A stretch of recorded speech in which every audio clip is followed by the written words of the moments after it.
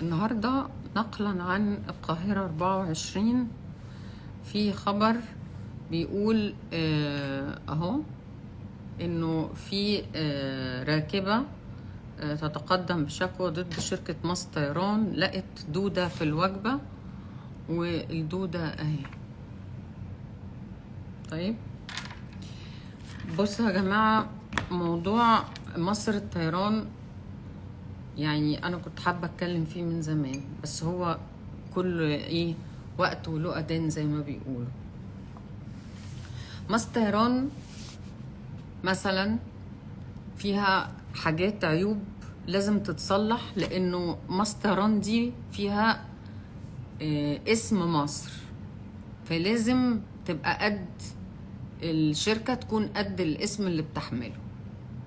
وبعدين مصر طيران بتنقل سائحين ومن وإلى، وناس كتير جدا، اغلب السائحين بيجوا على مصر طيران. خلاص طيب، مصر طيران انا هقول على شوية مشاكل فيها، يعني مثلا بتقابلني انا شخصيا. اول حاجة عرفت انه مصر طيران من اسبوع كده او اسبوعين قالوا هنعمل خصم يا جماعة 50% من اللي هيسافر من دلوقتي لشهر اكتوبر. خلاص فرحت طبعا جدا، لان انا اكتر حد بسافر، لانه بظروفي الصحية بتخليني اسافر كتير، ظروفي الاجتماعية ولادي كل واحد في بلد بتخليني اسافر كتير. فرحت جدا، وانا عندي فحوصات طبية قريبة في فرنسا، فاتصلت بشركة السياحة قلت لهم يلا طلعوا لي بقى ايه تذكرة المخفضة ام 50% دي. خلاص ماشي تمام. قالوا لي خلي بالك النهارده اخر يوم، يعني بعد الساعه 12 مفيش. طب ايه يا جماعه، هو انتوا بتحنسونا ولا انتوا بتعملوا اعلان ولا ايه بالظبط؟ كام يوم قعد الكلام ده؟ يعني في لمح البصر. خلاص فقلت شركة سياحة يا سحر حجز طيب بسرعة وخلاص ومش عارف ايه، ولقيت التذكرة فعلا مخفضة ب50%. خلاص جيت دلوقتي عندي ظروف، انه انا في دبي عند ابني الكبير وعامل عملية، فقاعدة معاه مش قادرة اسيبه، فمش هقدر اروح الميعاد بتاعي بتاع فحوصاتي، فعايزة اخر الميعاد. ايه بقى قالك ايه؟ لا بقى يا حبيبتي، انتي عايزة تغيري الميعاد، ادفعي تمن التذكرة كلها.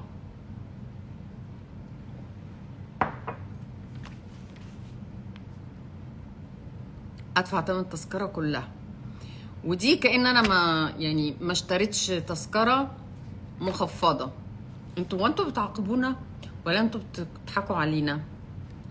عايزين كنتوا تعملوا اعلان؟ طيب اوكي خلاص ماشي، عرفنا. وادي في عقاب اللي هو انه احنا دلوقتي انا هضطر ادفع تمن التذكرة من اول وجديد، يعني 50% بتاعتكم ما نفعتش خالص. طيب دي اول حاجة. تاني حاجة، أسوأ أكل في شركة طيران بكل صراحة بقولها هو الكيترينج اللي بيطلع من مصر على الطيارة. أسوأ أكل. أنا لما بطلع الطيارة باخد معايا زي اللي رايحين الحضانة، ساندوتش، عيش، جبنة، مش عارف، شيبسي، بسكوت، لأنه الأكل سيء جدا الصراحة جدا. طيب حاجة بقى غريبة جدا بتحصل. الكابتن اللي في الطيارة تيجي تدخل الحمام، مثلا تبقى راكب بيزنس، تدخل الحمام، يعني مش كل الرحلات، بعض الرحلات واجهت ده. معلش يا حريك اتفضلي جاي الحمام اللي ورا. ليه اروح الحمام اللي ورا؟ ما ده حمام البيزنس. معلش اصل ده بتاع الكابتن. بتاع مين حضرتك؟ بتاع مين حضرتك؟ بتاع الكابتن؟ يعني انا بقى دافعه فلوس والفلوس اللي الراكب بيدفعها الكابتن بيقبض منها، وبعدين ياخد الحمام اللي انا هدخل فيه وتقفلوه له بالمفتاح عشان ده بتاع الكابتن.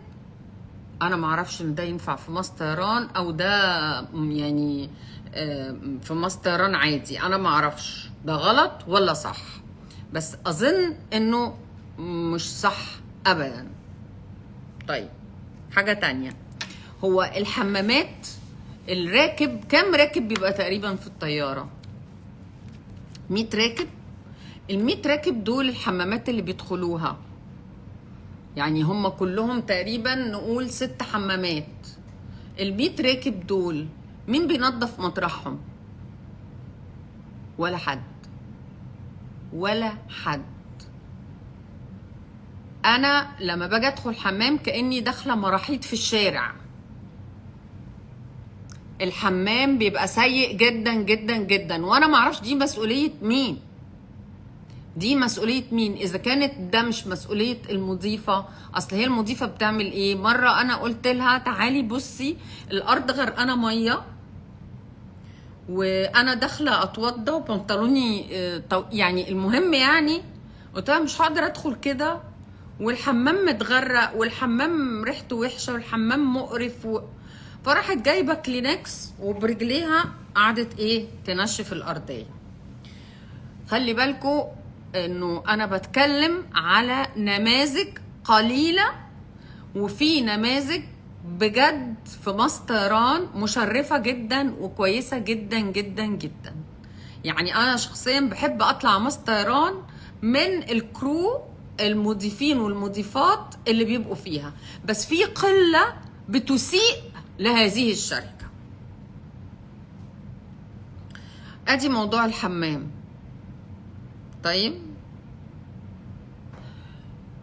الناس اللي بتبقى راكبه في الدرجه السياحيه اسوأ معامله بتتعامل هي الناس اللي قاعده في الدرجه السياحيه.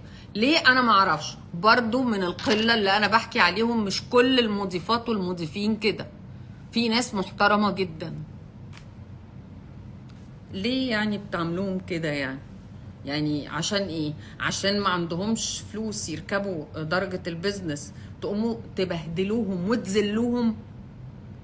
ده اذا واحد طلب كوبايه شاي انا على يدي بشوف الست بتبص له من فوق لتحت كانه طلب مصيبه يعني. فانا بارجو انه لازم انه نحسن معامله ركاب الدرجه السياحيه.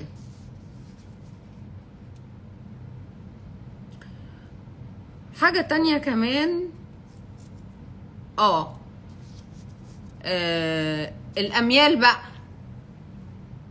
الاميال انا بركب مصر طيران عشان احوش في اميال علشان اسافر مره مرتين 3. ما انا من كتر ما بسافر بتحوش لي اميال. اني مره اطلب اني اطلع بالاميال ويقولوا لي فيه. وانا جاي من باريس المره اللي فاتت وكنت في يعني اشد التعب واضطريت ادفع فلوس عشان اركب بزنس لان السياحي مدمر بالنسبه لي. الكرسي بيتعبني جدا جدا.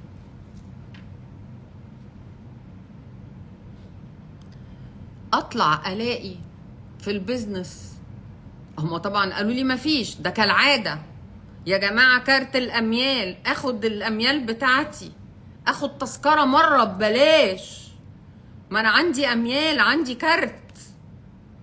13 كرسي في البيزنس فاضي. عايزه اعرف ال13 كرسي دول ما كانش فيهم كرسي واحد للاميال، ولا هو عشان ندفع وخلاص، ولا هو كارت الاميال ده معمول يعني بس كده زواقه، بس كده يعني